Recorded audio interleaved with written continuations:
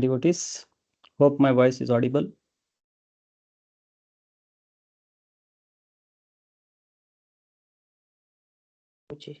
Hare Krishna, Prabhuji, your voice is audible.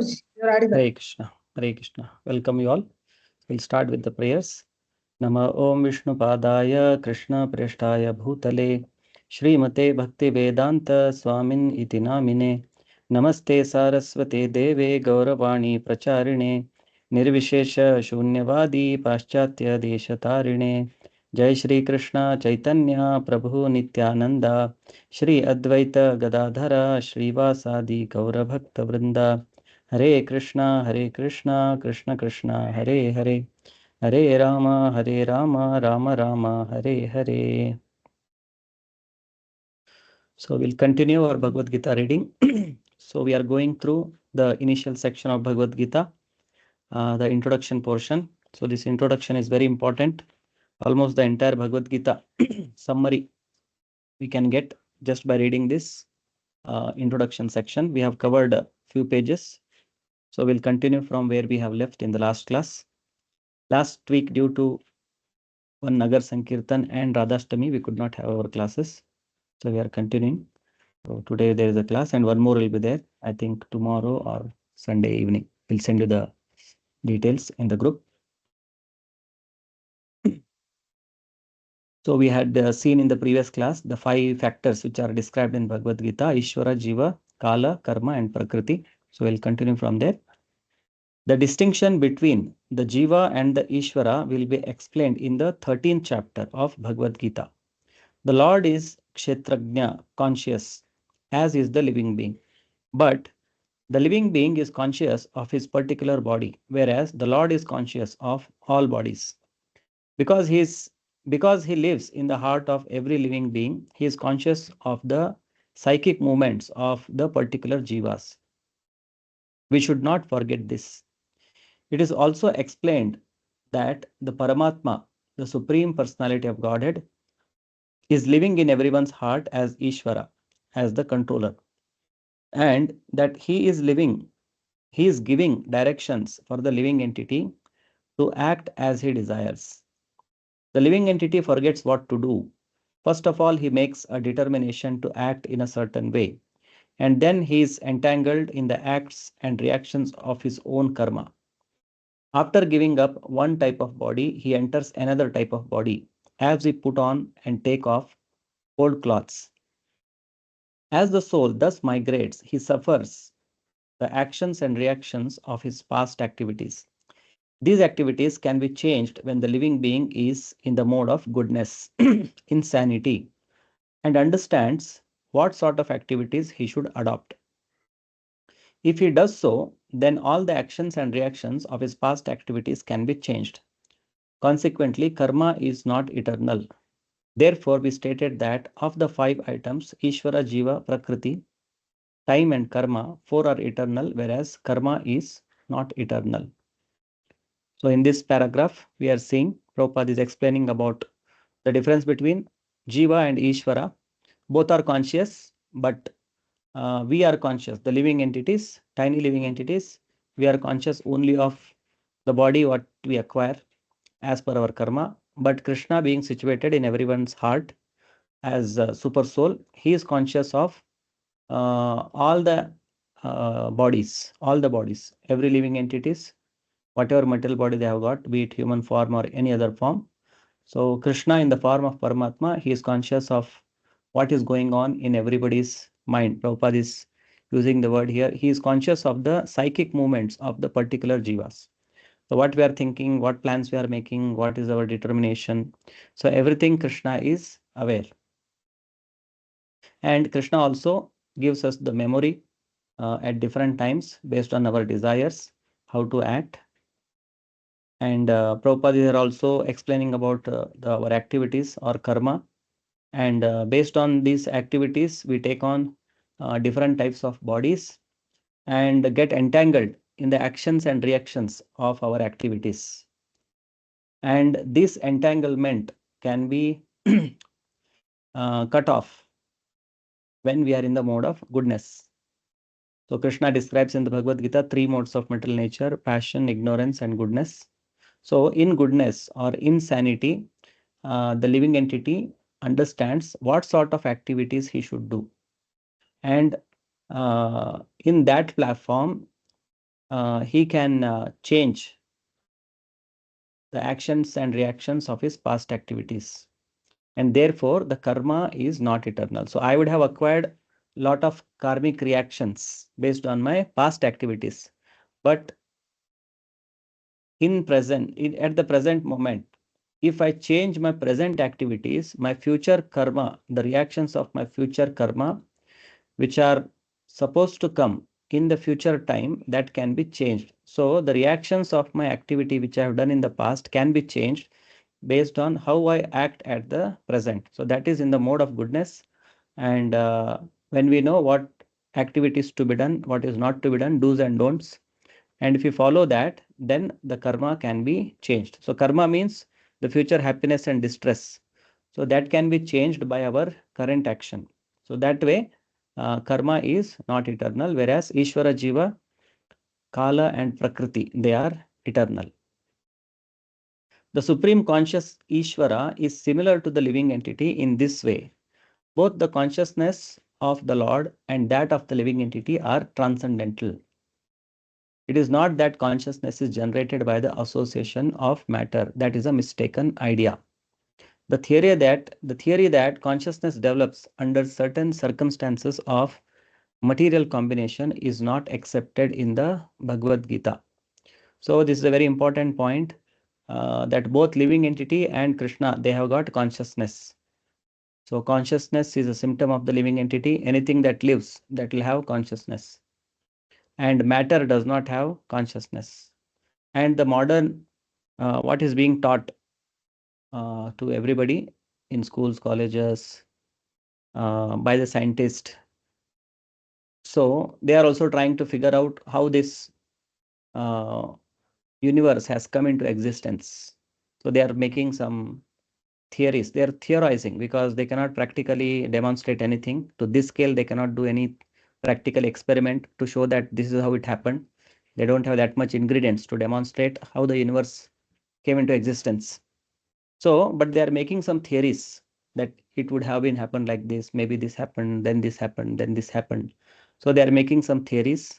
And according to that theory, they say that the life forms was evolved. First, there was only matter, and under certain condition, it the matter became small cells. Then that cells evolved into organisms. Then that organisms evolved into different species. So this is all their idea. This is all their theory. And science means not only theory; it has to be proved also. So by experiment, it has to be proved. But so far, they have not proved anything which they propose, that by combining matter, they can develop consciousness. So consciousness means life. So combining certain matter, certain chemicals, they can create some organism or life into that. So it is all in theory only. The simplest form of life, like say grass, is there. Human body is very complex. So many organs, and each organ has got its own complicated system. And if you take a simple grass, it is very simple. So even a simple grass, the scientist cannot produce in laboratory because it's impossible. It's not possible because they cannot generate consciousness from matter. Consciousness has to come from the soul. And this is a mistaken idea that they are thinking that maybe by some combination, the consciousness has come into existence. But the reality is the consciousness is the property of the soul. As soon as the soul leaves the body becomes a dead matter, just like any other material element, like a stone or a table or a chair. So scientists are miserably mistaken in this idea because they don't take knowledge from the authorized sources, and they are trying to acquire knowledge by their experiments. And the experiments themselves are defective. They themselves say that there are chances of mistake, and they keep on changing the theories. Every year new scientist will come, he will say something. So whatever old is, earlier people accepted, that is gone.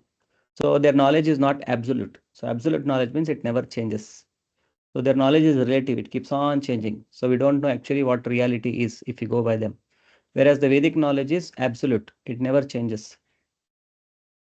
And the scientists, they are trying to buy their experiments. So their instruments are also defective, and the senses with which they make the experiments, they are also defective. Our eyes, our sense of hearing, touch, smell, and our intelligence itself is also limited. Our brain is also limited. But among the scientists, there is another group of scientists also who believe in intelligent design. They call it as an intelligent design. So you can search it on the internet, YouTube. You can find many scientists are there, very intelligent people, and they strongly believe that the universe cannot come into existence the way it is now by accident. One set of scientists, they say it is by accident. There's a good number of scientists, they say it is carefully crafted, carefully designed, because they see everywhere uniformity, and everywhere they see structure. So it cannot happen on its own. And even the Vedic idea is that the universe is created by the Supreme Lord. He is the primary creator. Secondary creator is Brahma, who actually builds this universe. So we should not have this mistaken idea that consciousness develops from matter. There is no proof of this. Another thing the scientists say is that the evolution of life. No, earlier human beings came from the monkeys, and Prabhupada questions that then why it has stopped now. If it had happened in the past, and why suddenly it has stopped? Now we don't see any monkeys, transforming into human beings. And scientists also say that it happened in the past, and we will do it in the future.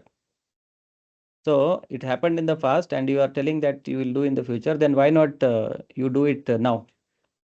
So for that, they will not have any answer. So they are just like giving a post-dated check. I don't have money in my bank account, but I will give you a post-dated check. $1 million I will give you in the future. So right now, how much money is there in the account? I have got zero balance. So Prabhupada points out that how the scientists are fooling people, and because people have no knowledge of the scriptures, whatever they say, they will tell some big words, and they will believe them. But one who has the knowledge of the scriptures and realization of this, whatever is told in the scriptures, like Prabhupada, he can point out that here they are making mistake. So here they are fooling people. Consciousness may be pervertedly reflected by the covering of material circumstances, just as a light reflected through colored glass may appear to be a certain color. But the consciousness of the Lord is not materially affected. So the difference between Krishna's consciousness and the living entities who are there in the material world, their consciousness is that the conditioned souls who have come to this material world, their consciousness is pervertedly reflected. It is contaminated.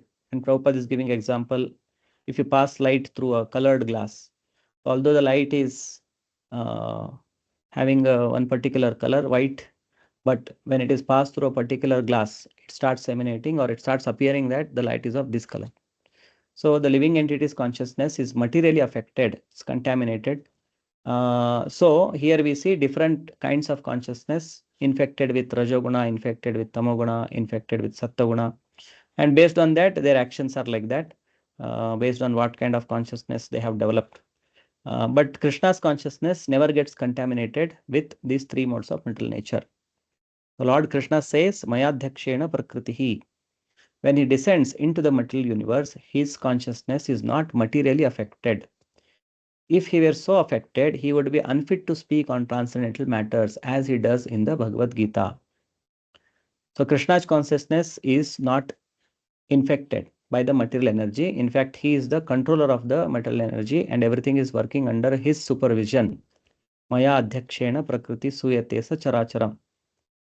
So under my supervision, the material energy is working, Krishna says in the Bhagavad Gita. And if Krishna's consciousness is also materially affected, then there is no point in listening Bhagavad Gita from him. So those who are conditioned, they cannot give absolute knowledge.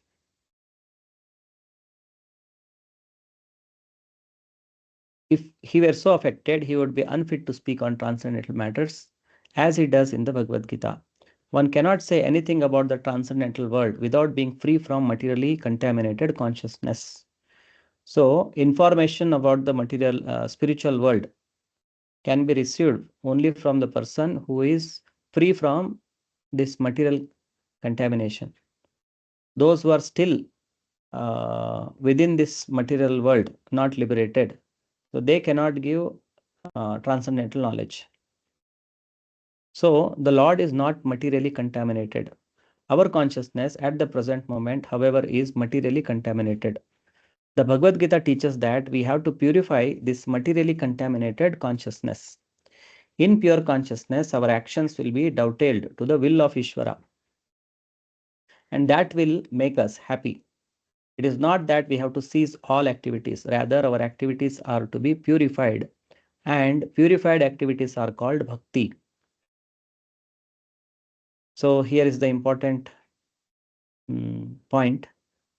What is the difference between contaminated consciousness and pure consciousness? So, in pure consciousness, all our actions will be as per the will of Ishvara or will of Krishna or to please him. And the foundation of those actions is the love for Krishna. So, the actions are based on the foundation of love, and they are performed for the pleasure of Krishna. And when we do that, we also become happy. So, when we become pure, our consciousness becomes pure, it does not mean that we will become inactive or stop all our activities. So, some kind of transcendentalist, they say that liberation means you have to stop all activities. Activities are cause of bondage because it is creating karma. So, if you have to become liberated, then you have to stop all activities. But that is not the case. So, the real thing is when our consciousness becomes purified, our activities also becomes purified. And such purified activities are called bhakti. Activities in bhakti appear to be like ordinary activities, but they are not contaminated. So externally, it may look same, a devotee, how he is living. It may appear to be they are engaged in similar activities like any other ordinary person, but their activities are purified. Therefore, it is called bhakti yoga. An ignorant person may see that a devotee is acting or working like an ordinary man, but such a person with a poor fund of knowledge does not know that the activities of the devotee or of the Lord are not contaminated by impure consciousness or matter.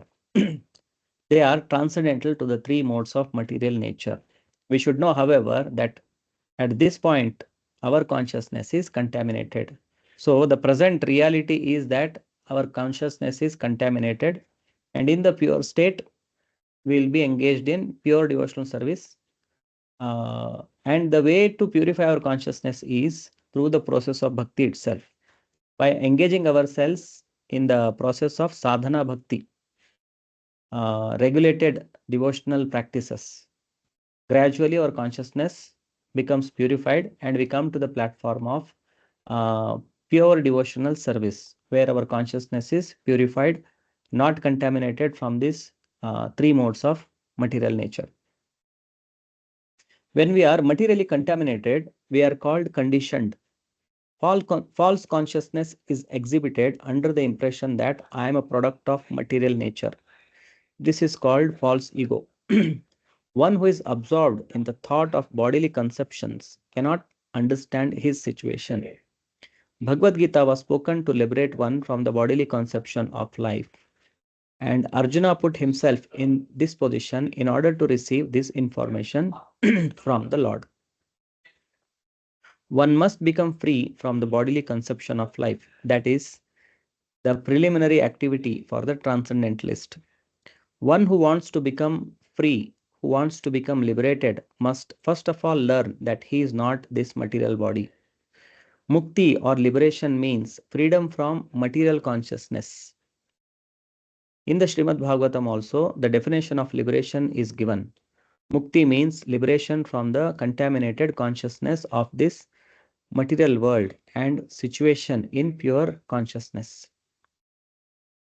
All the instructions of Bhagavad Gita are intended to awaken this pure consciousness, and therefore we find at the last stage of Gita's instructions that Krishna is asking Arjuna whether he is now in purified consciousness. Purified consciousness means acting in accordance with the instructions of the Lord. This is the whole sum and substance of purified consciousness. Consciousness is already there because we are part and parcel of the Lord. But for us, there is the affinity of being affected by the inferior modes. But the Lord, being the Supreme, is never affected. That is the difference between the Supreme Lord and the conditioned souls. So here, the present situation of the conditioned souls is that they have forgotten their real identity, that they are the Amsha of Krishna, belongs to Krishna, and they are thinking that I am this body, product of this material energy, product of this material world. And with this false ego, they are working only to fulfill the demands of this body. So body means my body, and because I'm attached to this body, anything which is having a relation with this body, I get attached to that also. So all the belongings of this body, we get attached to those things. So the foundation itself is wrong, that I'm inside the body of the spirit soul, but I'm thinking that I'm this body and I'm living my whole life for satisfying the senses or fulfilling the needs of this body. So one must become free from this bodily conception of life. That is the preliminary activity of a transcendentalist. So if one wants to get liberated or get moksha or mukti, the first thing is he has to come out of this conception that I am this body. And Prabhupada is quoting here that liberation means freedom from this material consciousness, and mukti hitva anyatha rupam swarupena vyavasthitihi. Liberation from the contaminated consciousness of this material world and situation in pure consciousness. And the whole instruction of Bhagavad Gita is directed towards this conclusion that we are not this body, and we have to act on the spiritual platform. And when we are purified, at that stage, the living entity works under the guidance of the Lord or according to his instructions. So the consciousness is there, but now it is contaminated. And by the process of devotional service, that consciousness can be purified. And in purified consciousness, we engage in devotional service under the direct instructions of Krishna. And only the conditioned souls, they are prone to, or they have a tendency to get contaminated. Krishna never comes under the three modes of material nature. His consciousness never gets contaminated. So the next, what is this consciousness? This consciousness is I am. Then what am I? In contaminated consciousness, I am means I am the Lord of all I survey. I am the enjoyer. So this is the mentality of the conditioned souls. If we study ourselves or if we study any other living entities, other persons in this world, so everybody is trying to enjoy this world. And the mentality is I am the Lord of all I survey. Whatever I can survey, I want to become the Lord of that. So this is the contaminated consciousness. The world revolves because every living being thinks that he is the Lord and creator of the material world. So this subject is discussed in one of the chapters in the Bhagavad Gita, divine and demonic consciousness. So the demonic people, they think that I am the creator, I am the enjoyer, everything is meant for my satisfaction. So this is material consciousness. Material consciousness has two psychic divisions. One is that I am the creator, and the other is that I am the enjoyer. But actually, the Supreme Lord is both the creator and the enjoyer, and the living entity, being part and parcel of the Supreme Lord, is neither the creator nor the enjoyer, but a cooperator. So the living entity position is to cooperate with Krishna. In impure consciousness, the living entity thinks that he is the creator or he is the enjoyer. So he acts with that contaminated consciousness and gets entangled in its own actions and reactions. He is the created and the enjoyed. For instance, a part of a machine cooperates with the whole machine. A part of the body cooperates with the whole body. The hands, feet, eyes, legs, and so on are all parts of the body, but they are not actually the enjoyers. The stomach is the enjoyer. The legs move, the hands supply food, the teeth chew, and all parts of the body are engaged in satisfying the stomach because the stomach is the principal factor that nourishes the body's organization. Therefore, everything is given to the stomach. One nourishes the tree by watering its root, and one nourishes the body by feeding the stomach. For if the body is to be kept in a healthy state, then the parts of the body must cooperate to feed the stomach. Similarly, the Supreme Lord is the enjoyer and the creator, and we, as subordinate living beings, are meant to cooperate to satisfy Him. This cooperation will actually help us, just as food taken by the stomach will help all other parts of the body. If the fingers of the hand think that they should take the food themselves instead of giving it to the stomach, then they will be frustrated. The central figure of creation and of enjoyment is the Supreme Lord, and the living entities are cooperators. By cooperation, they enjoy. The relation is also like that of the master and the servant. If the master is fully satisfied, then the servant is satisfied. Similarly, the Supreme Lord should be satisfied, although the tendency to become the creator and the tendency to enjoy the material world are there also in the living entities, because these tendencies are there in the Supreme Lord who has created the manifested cosmic world. So because Krishna is the creator and he is the enjoyer, and we being part and parcel of Krishna, we also have this tendency to become creator and the enjoyer. But our constitutional position is to voluntarily engage in Krishna's service for his satisfaction and cooperate in his enjoyment. That gives us the supreme satisfaction and supreme happiness. If we try to take on the position of Krishna to become enjoyer and creator, then we end up suffering. And Prabhupada giving here example of tree and the body, how the whole tree is supported by the roots. And when we want to take care of the tree, we just water the roots. We don't individually take care of the branches, twigs, and leaves. And if you try to do that, the tree will dry up if you don't put water to the root. If you just put water to its leaves or twigs like that, so the nourishment comes from the roots. The tree will die if you don't supply the water to the roots. Similarly, the whole body is nourished by the stomach. So all the organs, they have to work cooperatively so that ultimately they feed the stomach. So Prabhupada gives one story of how once all the senses, they made a meeting and they discussed that we are working so hard and ultimately the stomach is enjoying everything. We have to work, get money, and then buy foods from there and cook it nicely, and ultimately we have to put it to the stomach. So tomorrow onwards, we are not going to supply anything to the stomach. So stomach is not doing anything, simply sitting, and we are all working very hard and we have to supply to the stomach. So from tomorrow, we will not give anything to the stomach.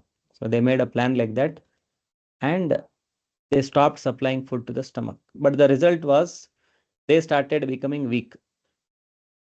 Then they realized that, oh, we can be happy only by keeping the stomach happy.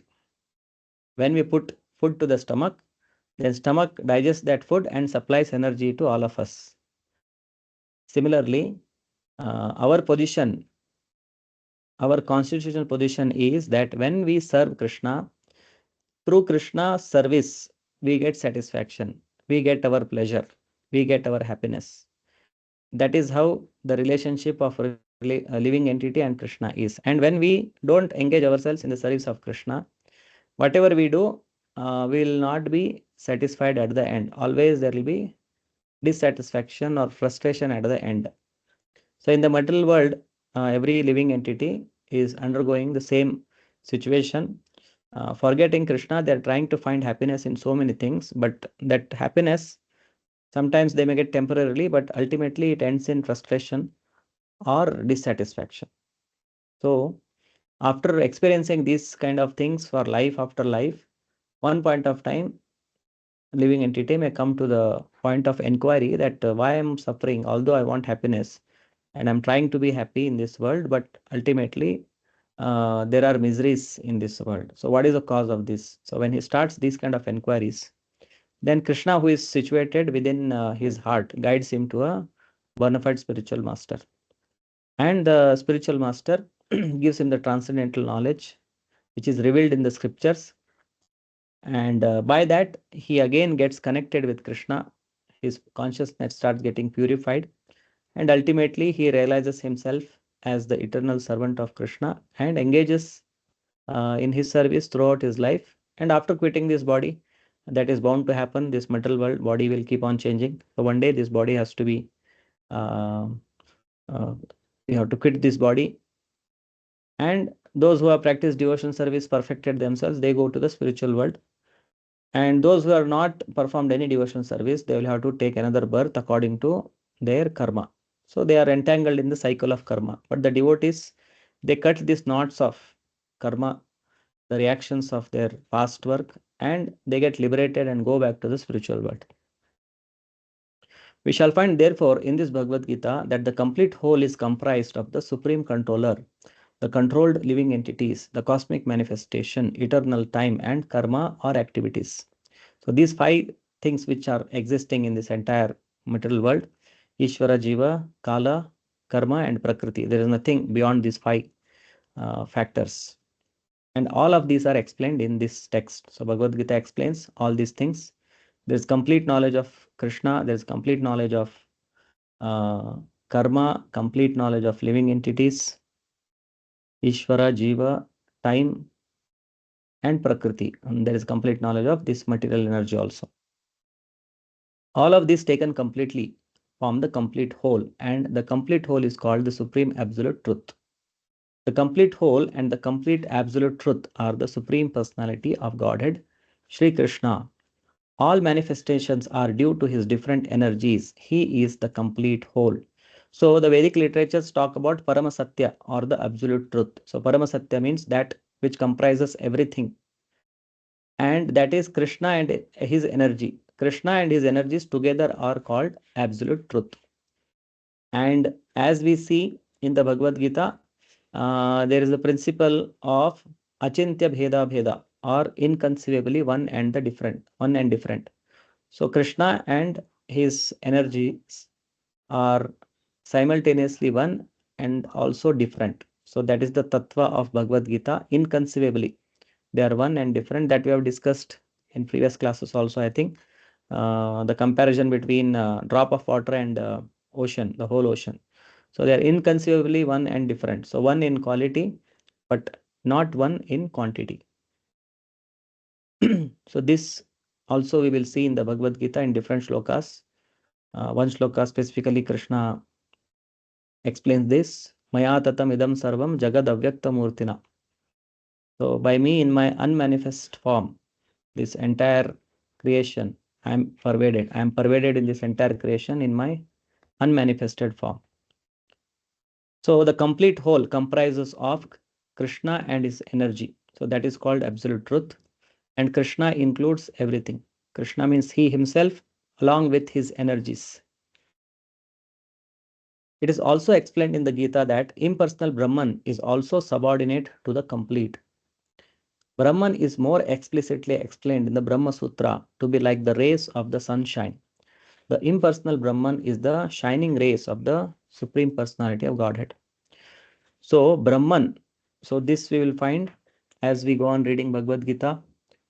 So, this is a term which represents the effulgence, bodily effulgence of Krishna. So, Brahman is just like the sun has got its rays. Sun always emanates sunshine. So, the same way, Krishna's body is having this effulgence, which is called Brahman. And there are some class of transcendentalist, spiritualist, who think that this Brahman is the ultimate. There is nothing beyond this Brahman. So that is their understanding. But from Bhagavatam, we understand that Brahman is a partial realization of the absolute truth. Just like sunshine is the partial realization of the sun. Beyond the sunshine, the source of sunshine is the sun globe. So the same way, the source of this Brahman is Krishna himself. That Krishna explains in the Bhagavad Gita, Brahmano hi pratishtha aham. So this Brahman is resting on me. So pratishtha, it is sitting or resting on me. That is my bodily effulgence. So even this Brahman is subordinate to Krishna, and it is the partial representation of Krishna. It is not the complete whole. Impersonal Brahman is incomplete realization of the absolute whole. And so also is the conception of Paramatma in the 12th chapter. So there are three kinds of transcendentalists or spiritualists. One kind, they think that the Brahman is the ultimate. There is nothing beyond Brahman. And the second category of the people, they think that Paramatma, that is the ultimate. And the topmost transcendentalist, their realization is that the Bhagavan is the ultimate absolute truth. And from him, both Paramatma and this uh, Brahman, impersonal Brahman, and the material energy, everything is emanating from that absolute truth, the personality of Godhead. So, three kinds of transcendentalists. Among them,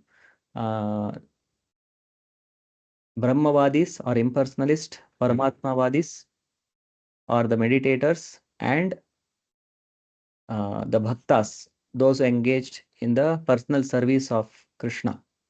And among three, those who are engaged in the personal service of Krishna are the topmost. There it shall be seen that the Supreme Personality of Godhead, Purushottama, is above both impersonal Brahman and the partial realization of Paramatma. So all these truths are given in the Bhagavad Gita. What is Brahman, what is Paramatma, and who is the source of these both? Everything we will understand in the Bhagavad Gita in different chapters. The Supreme Personality of Godhead is called Satchidananda Vigraha. The Brahma Samhita begins in this way. Ishvara Parama Krishna Satchidananda Vigraha Anadiradir Govindaha Sarvakarana Karanam. So this is the shloka from a Vedic literature called Brahma Samhita, which was spoken by Brahma. These are his first words, because during the creation, first the universe is created, and after that the first living entity to take birth is Brahma, who is born from the navel of Vishnu through a lotus flower. So he takes birth there, and he is all alone, and darkness all around, and he is sitting on the lotus, and he tries to figure out where is he, what is this lotus, and he tries to climb down that stem of the lotus, but he could not go to its root. And then he hears the word tapa, means perform austerity, and taking it to be some superior guidance, he obeys that instruction and starts performing austerities. And then he also receives the Gayatri mantra, and he start chanting and performing austerities. Then he is revealed the spiritual world. He gets the revelation of the spiritual world, Goloka Vrindavana and Vaikuntha Lokas. And after that, the first thing what he utters is Ishvara Parama Krishna Satchidananda Vigraha Anadiradir Govindaha Sarvakarana Karanam. So after getting self-realization, these are the first words of Brahma, what he says, that the supreme controller, supreme Ishvara is Krishna. His body is Satchidananda Vigraha. His body is made of Sat, Chit and Ananda. His body is not made of gross material energy like us. His body is made of Sat, which is eternity, Chit is full of knowledge and consciousness, and Ananda is full of bliss. And he is Anadi, he has no beginning. but he is the beginning of everything. Adihi Govindaha, and he is the giver of pleasure to the senses. Sarva Karana Karanam. So he is the cause of all causes. After realizing Krishna, this is the first thing what Brahma says. Further, he goes on describing different glories of Krishna in the Brahma Samhita. It is a very wonderful book. Prabhupada has recommended that the devotee should make a habit of every day reading or chanting this Brahma Samhita. Krishna is the cause of all causes. He is the primal cause, and he is the very form of eternal being, knowledge, and bliss. Impersonal Brahman realization is the realization of his Sat nature. So, the impersonal Brahman is nothing but his Sat feature, realizing his Sat feature. And Paramatma realization is the realization of his Chit feature or the eternal knowledge feature. But realization of the personality of Godhead Krishna is the realization of all the transcendental features, Sat, Chit, and Ananda. Being, knowledge, bliss is complete Vigraha, incomplete Vigraha. So once one realizes Krishna, he has fully realized the absolute truth. Someone who has gone up to Brahman, he is not complete. He has understood only the Chit portion of the absolute truth or Krishna. And one who has realized Paramatma, he has understood only the the Brahman is the Sat portion of Krishna, and Paramatma is the Chit portion of Krishna, and full realization of Krishna is the complete Sat, Chit, and Ananda. So this realization is the complete realization of the absolute truth, and that is possible only by Bhakti Yoga. In Bhagavad Gita, we will see that Bhaktya Mam Abhijanati Yavan Yashchasmi Tatvatah. So one can understand me fully in this Satchitananda feature completely only by devotional service, Bhaktya. Only by Bhakti one can understand me. Yavan Yashchasmi Tatvatah. In truth, other forms of yogas, the Jnana process and the Ashtanga Yoga process, they can give only partial realization of absolute truth. So the Bhakti yogis, they are the topmost yogis. That also we see in the 6th chapter. That yoginam api sarvesham madgatena antaratmana shraddhavan bhajate yomam same yukta tamo mataha. Amongst all kinds of transcendentalists, all kinds of yogis, one who is engaged in my service, he is the topmost. So those who are engaged in service of Krishna, they are the bhakti yogis. So time up for today's class. I would request devotees to summarize some of the points what we discussed today. So that will help us in retaining what we have heard. And if there are any questions on today's topic.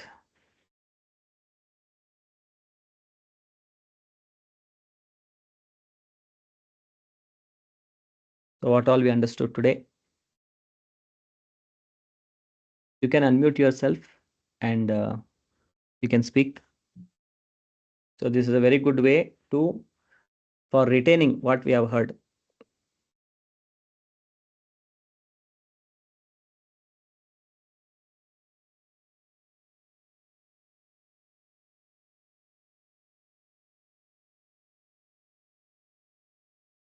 So Captain Shankar.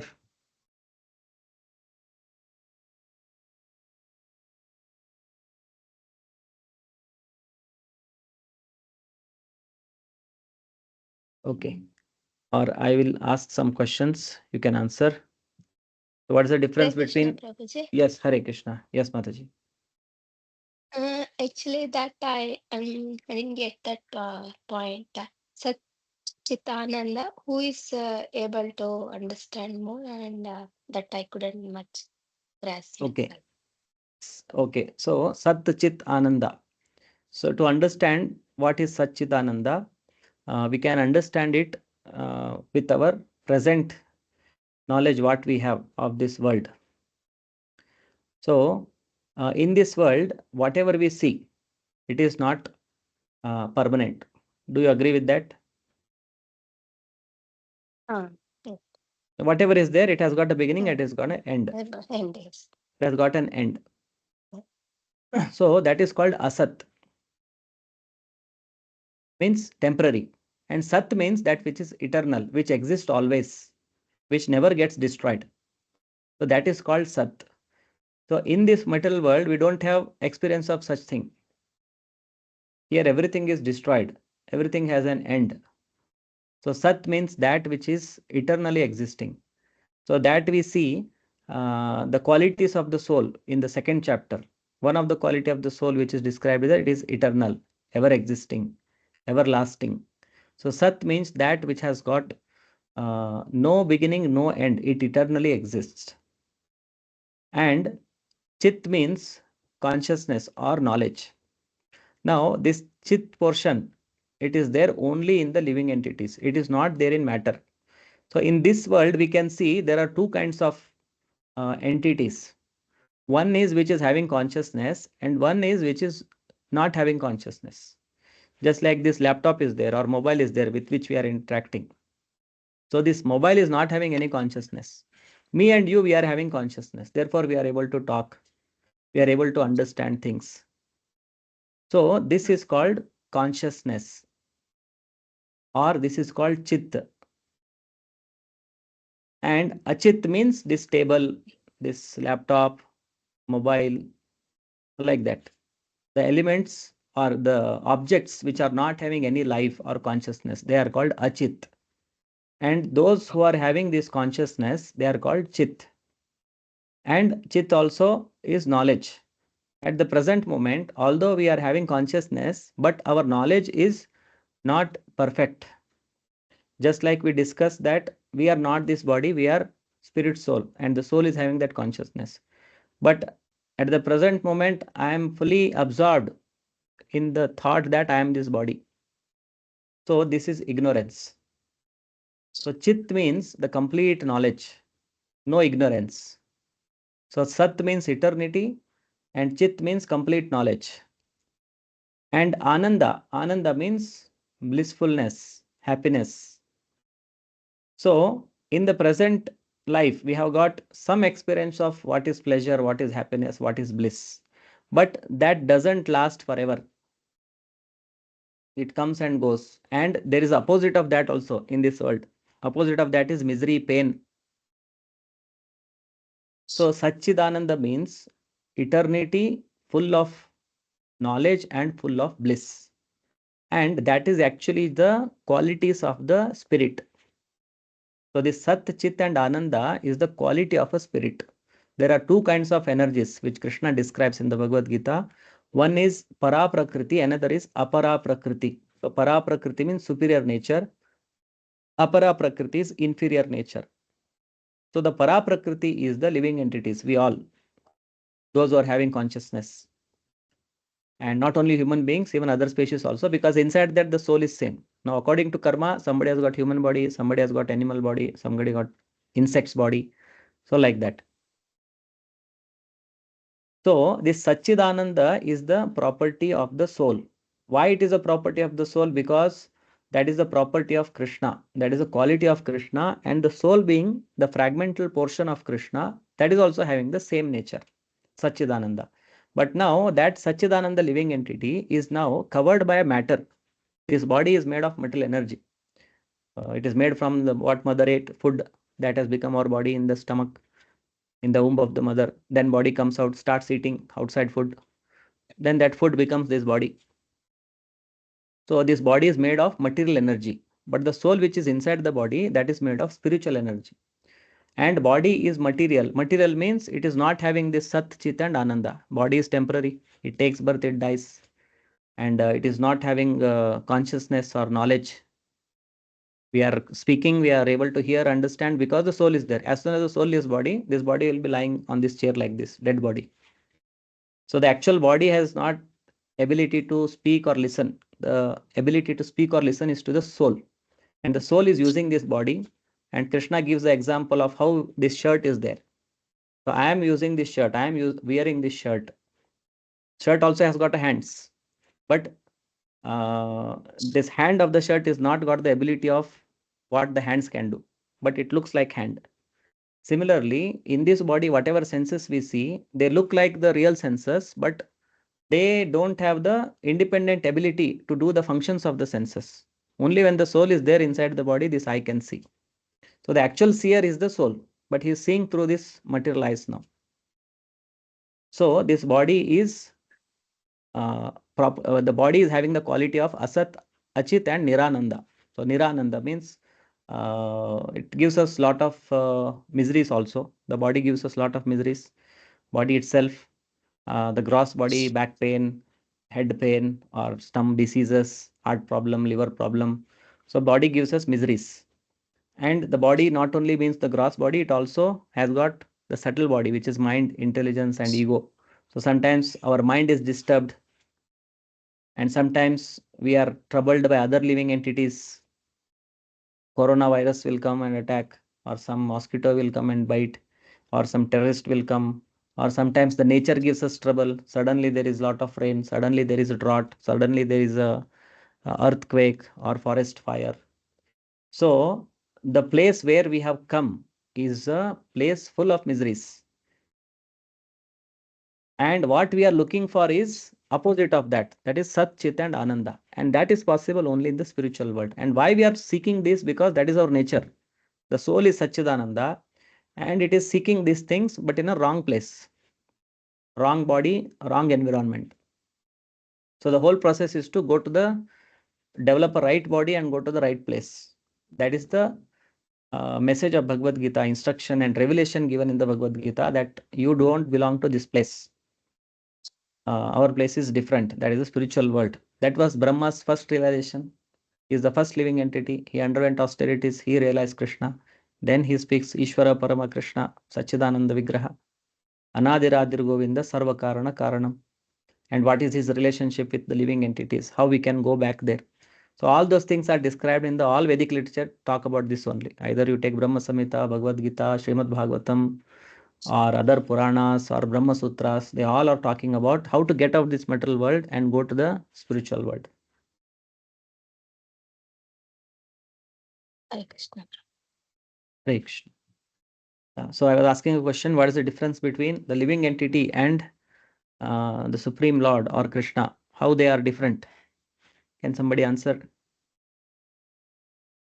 Our Hare Krishna Prabhuji, our Hare Krishna. consciousness gets contaminated with the material energy when we Yes, come here, but it does not happen with Supreme Lord. yes, yes. When Krishna descends, he doesn't undergo, uh, his consciousness is not affected by the three modes of material nature. Okay, then what else we saw? Consciousness. So we discussed a lot of things about consciousness. He is So what? Ananta, we Yes, are the limited soul. yes. So what are the activities in pure consciousness?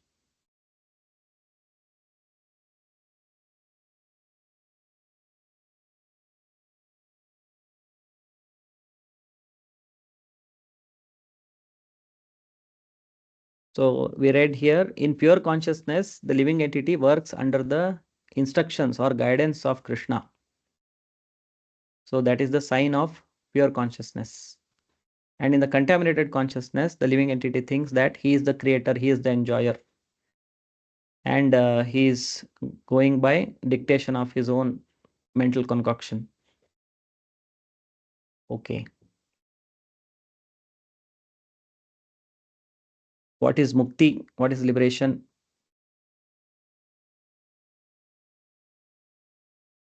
Working on the platform of, and considering that we are not this body but spirit, soul, and acting in that mode is liberation.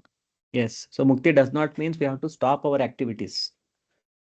Activities in purified consciousness, that is called mukti. And mukti can be attained even when we are in the present body also.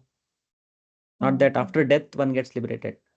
Even when one is in the present material body, still one can get liberated if he is fully purified. Okay, can somebody talk about Brahman, Paramatma, and Bhagavan?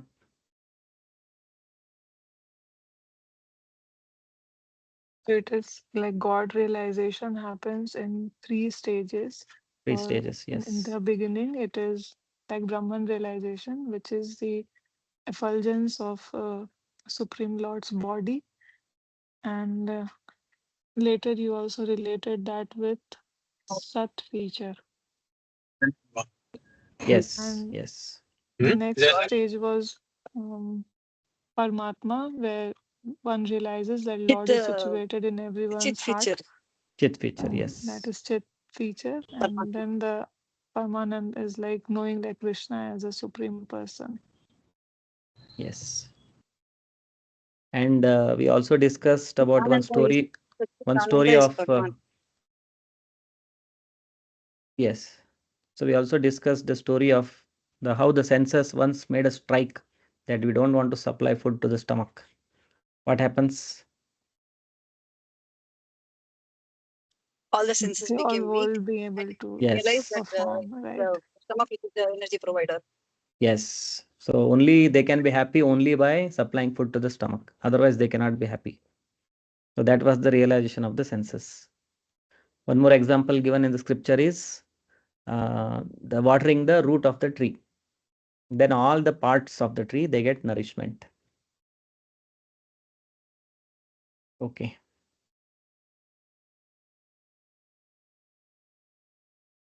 Okay, fine. So we understood a lot of things in today's class. So we'll continue this in our next class. About next class, notification will be sent in the group. Thank you all for joining. Srila Prabhupada ki Jai. Hare Krishna. Hare Hare Krishna. Krishna. Hare Krishna, Prabhuji. Hare Krishna. Hare Hare Krishna. Hare Krishna, Prabhuji.